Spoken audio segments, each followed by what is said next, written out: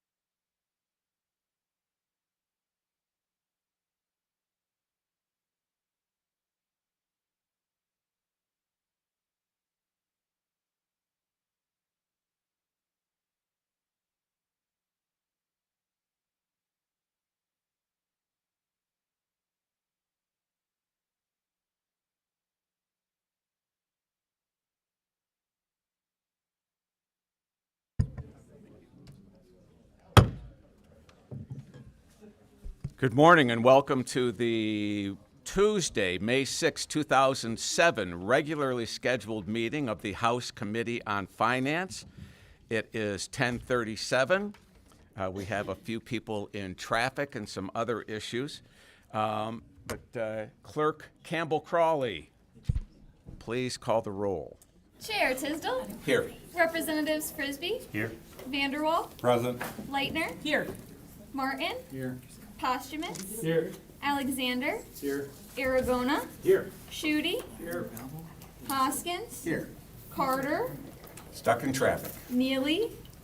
Gave prior notice. Breen. Same. Young. Here. Pies. Almost stuck in traffic. Mr. Chair, you have 12 members present. You do have a quorum. Yes, wonderful. 13 now. Very good. And Representative Frisbee moves to adopt the minutes of April 22nd. Just in case they're screwed up, we'll put that on him. No objections. Motion prevails. We're going to start off with testimony today, House Bill 4387. Representative Roth.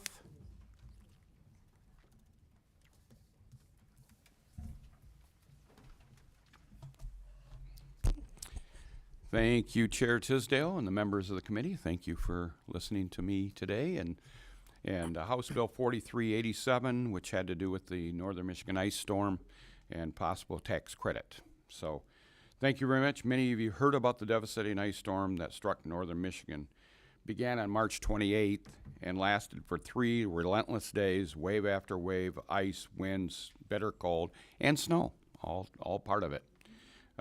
Over 100,000 residents across 12 counties lost power, with some communities left in the dark up to and nearly 3 weeks. To put the scale of this disaster in perspective, power companies had to replace nearly 3,000 utility poles, more than 3 times what they would typically replace in an entire year.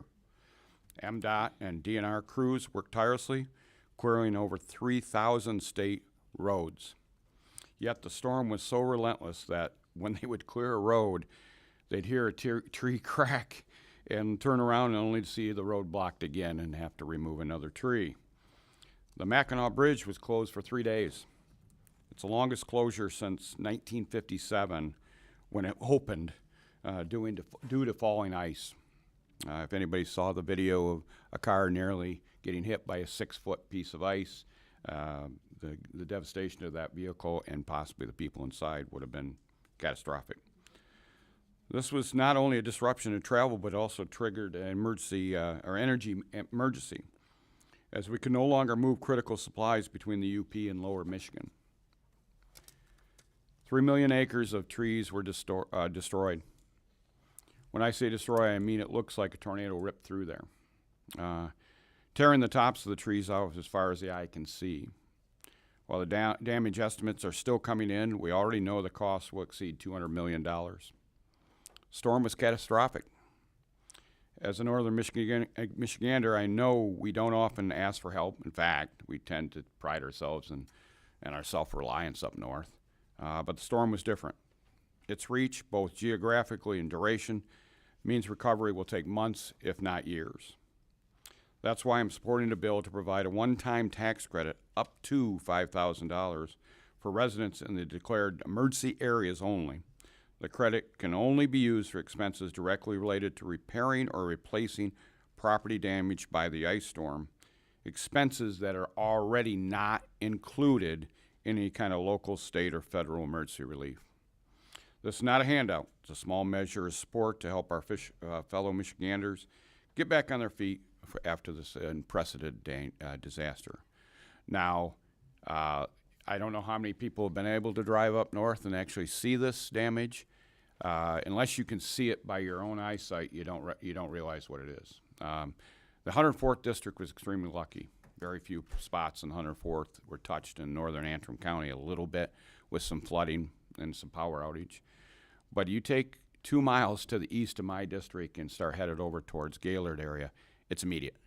And a road, M32, headed towards a little town called Elmira, that's just a little west of Gaylord. It was immediate. Telephone poles busted in 3 pieces, transformers smashed on the ground, electrical lines laying on the ground when I turned the corner to observe it 1 week after the disaster happened. The little town of Elmira, the hardwood trees looked like a tornado literally ripped everything off them. The pine trees, of course, were all shredded. But the worst thing, or the thing that was most noticeable, the hardwood, like maple forest, everything was topped off at 3/4 height. Those trees are now worthless for the most part. They're not going to recover. They need to be taken down or processed or something. But it was immediate, and it's disturbing. Had a friend of mine that just drove through the UP and down northern Michigan to get to Traverse City here recently, and he saw it for the first time just on I-75 and then over through Gaylord. Never seen anything like it. It looks like a hurricane came in and took 3/4 or a quarter of all the trees in northern Michigan out. It's going to be years of replacements. So this was just a small measure to help provide some relief as a tax credit for those people that don't get fully reimbursed for some of the activity they have. So happy to take any questions you might have, Mr. Chair. Just to emphasize kind of that whole make some people whole, relatively small support relative to the damage that was done. Expenses covered by other agencies, other insurance. No double This is dipping not- is allowed. Yes, sir. That's what we wanted to hear. Okay. Questions? Representative Leitner. Thank you, Mr. Chair. Thank you, Representative Roth, for bringing this forward. Do you know yet about how many people this would affect? That way we could potentially do the math for the credit. Correct. We are asking House Fiscal to help us with that. We are working very hard. We don't have that answer yet. Our gut feeling is not a ton of people, maybe a max of $50 million, but I think that's way high. I think that's not going to be the case. Okay, they haven't been able to determine the yet, number of because tax-paying residents Right. in that portion of the state yet. Yeah, So, not okay. not yet, unfortunately. And then- sorry, sorry to interrupt, Representative.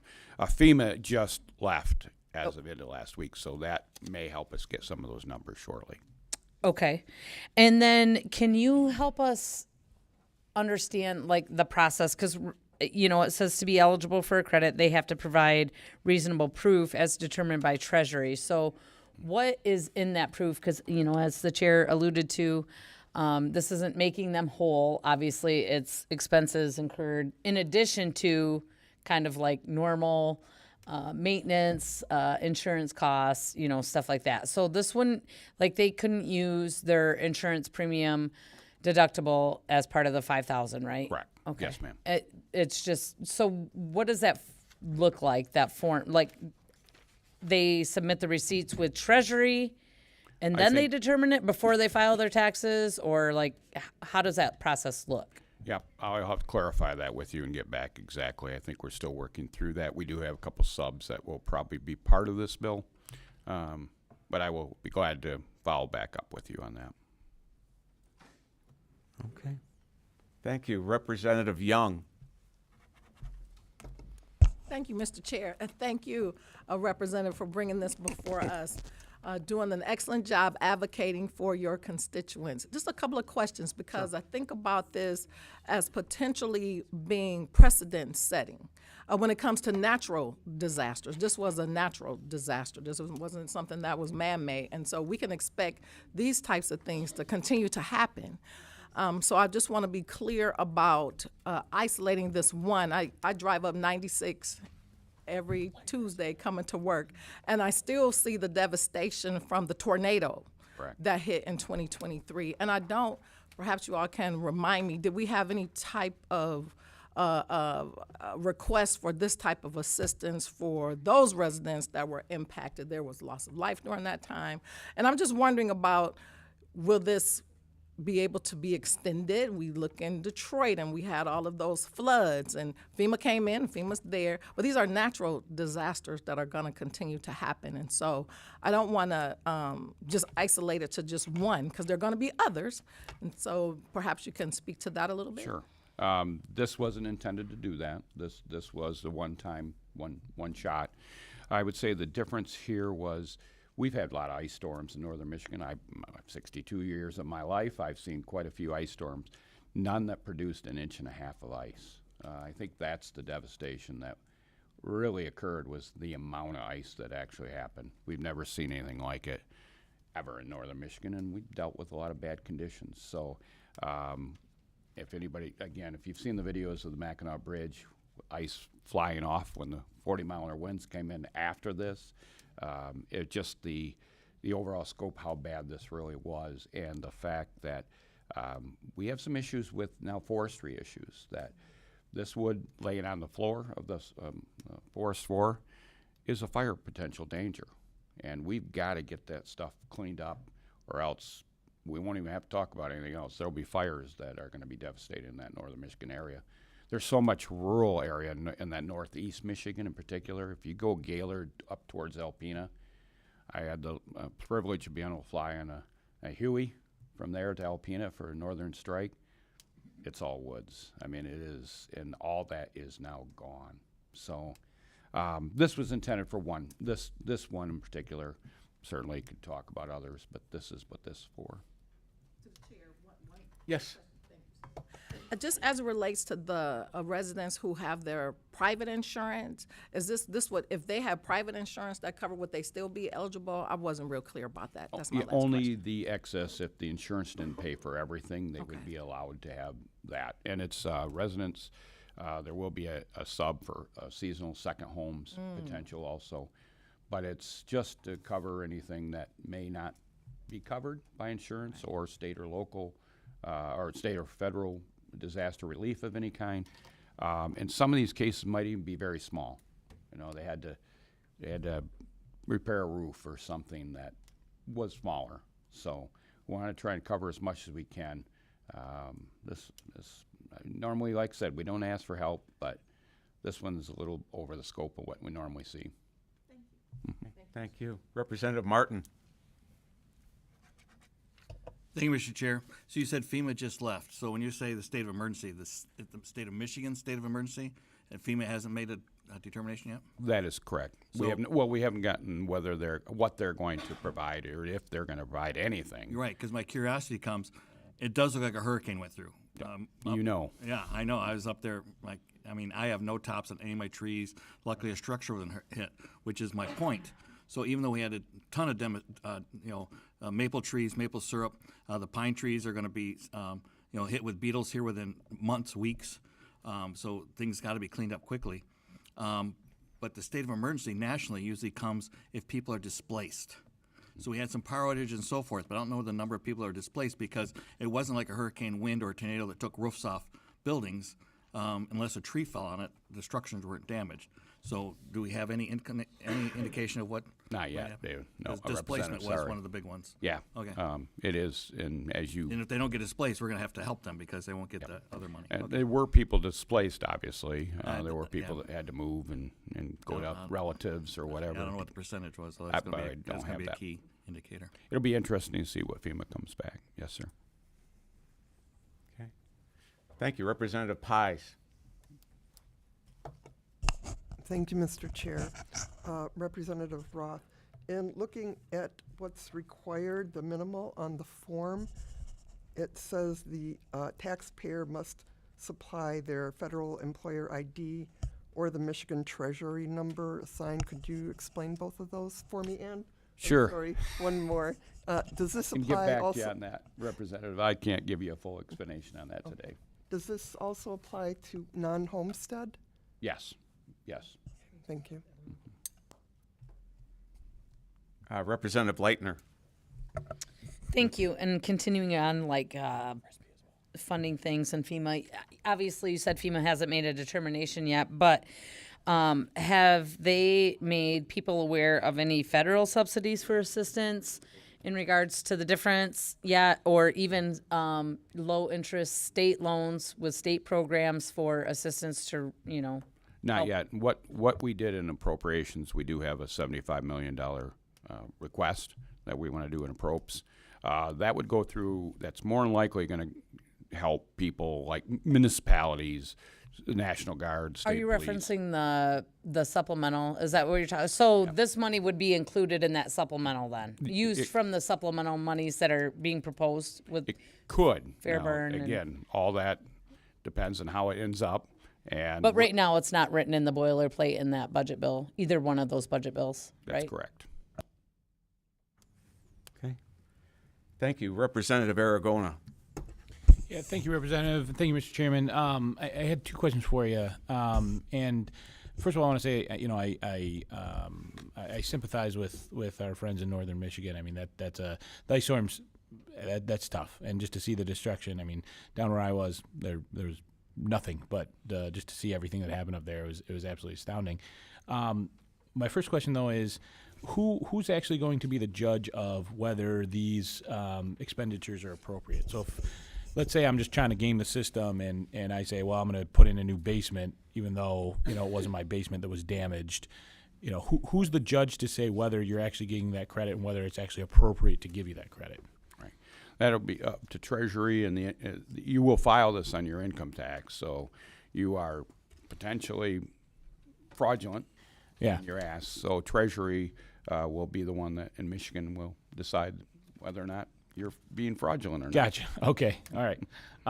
And hopefully, I mean, with it sounds like there's going to be quite a few appropriate expenditures if this does pass. So hopefully they're expedient with those as well. Yeah. My second question that you and Rep. Martin kind of alluded to regarding some of the forestation that needs to be done there. Can you directly talk to any of the efforts, and I know it's a little quick, but the fact that we're going to have that much standing dead wood is a little concerning. And obviously, we have a housing issue throughout the state. There's clearly stock there that could be taken. Is there anything that we can do to, even as a legislator, or do you know of any efforts to start harvesting those trees?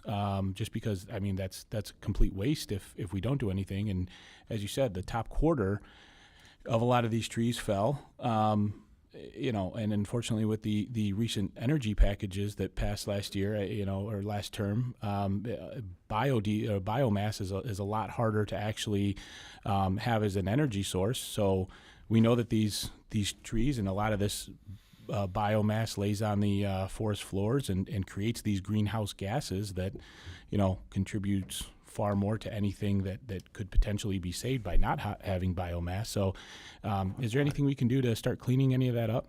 I will say at first it was a little slow. DNR was a little bit slow in talking to forestry, and the forestry timbermen. But I've heard that it's much better, that they have talked to the timbermen and trying to work that. There was a biomass plant over in the Alpena area, which has now been closed, and we believe it's probably thank you, Representative Lincoln area. We believe it's probably unworkable to get back up and running. That's the initial conversations we've had. They still have a biomass down in Manton area, down by Cadillac. So all that would have to be hauled to that area to burn through biomass. So we might have been. Unfortunately, no one saw this coming, obviously, but having that Lincoln plant gone is a big problem. Yeah, it's a shame we went that far because now that's just going to sit there and rot unless we have another way to clean that up. Yeah, but I do understand that timbermen, the forest producers, are working hard to figure out a plan to do this because it is a problem. It's a huge problem. Not to say, somebody mentioned the maple syrup. Maple syrup producers in that area are now done for generations.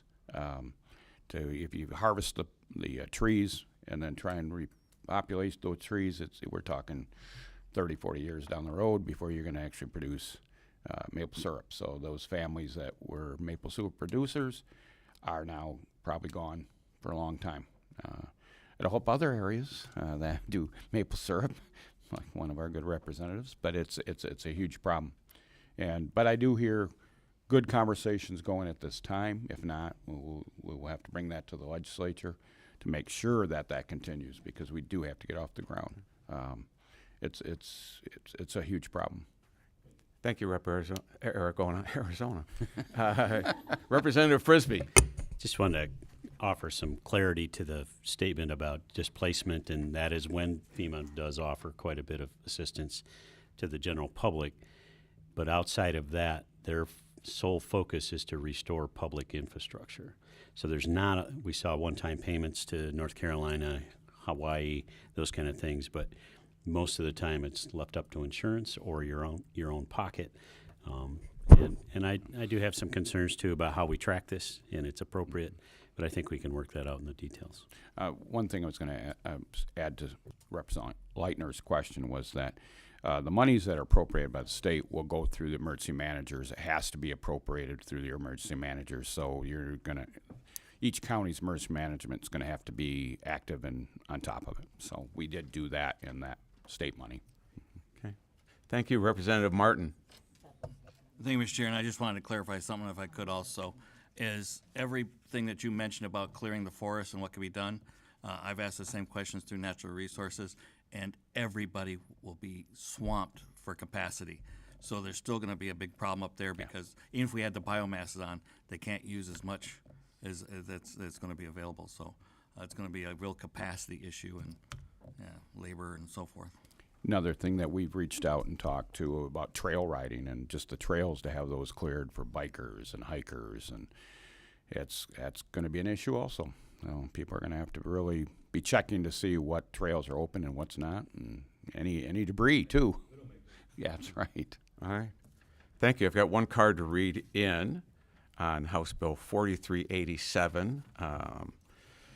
Wishing not to speak, but in support, John Cran, Michigan Electric Cooperative Association. So we do have a substitute to adopt, the H1, which to my understanding clarifies that it is for an unreimbursed expense only, not, as you indicated, no double dipping. No double dipping. Need a motion on that from someone. Representative Vanderwall moves to adopt the H1 sub. Clerk, please call the roll.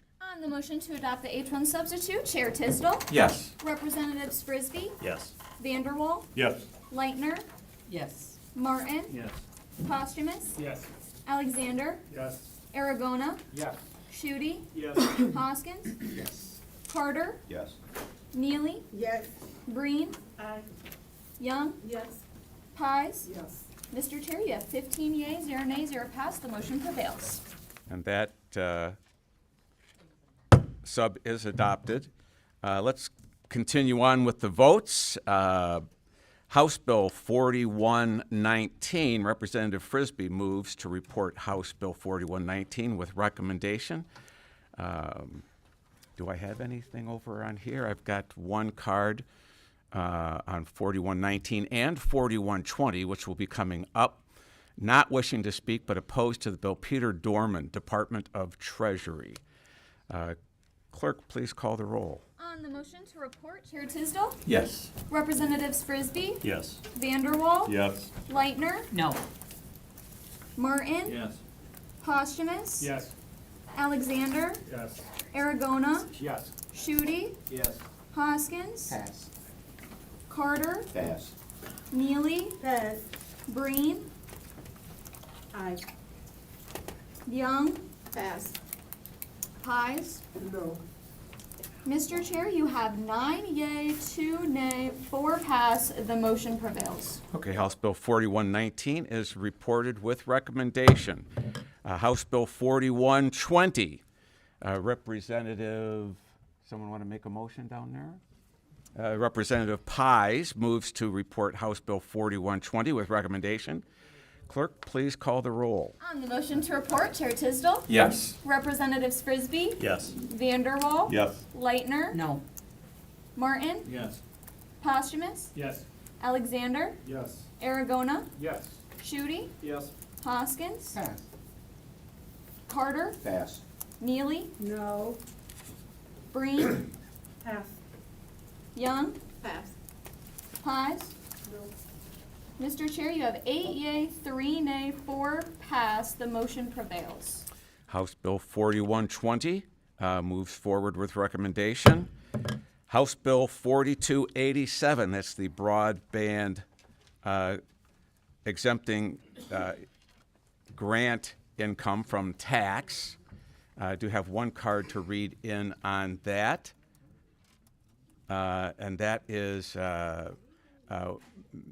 wishing not to speak but opposed to the bill, Peter Mormon, Department of Treasury. Need a motion on this bill?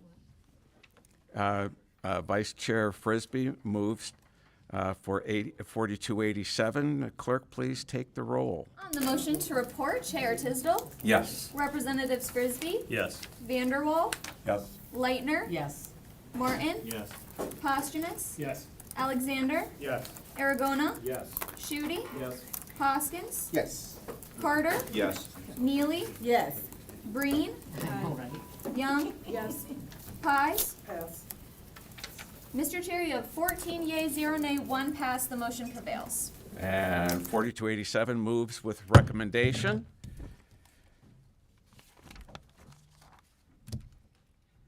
I need a motion to, Absent members. No absent members. no absent members.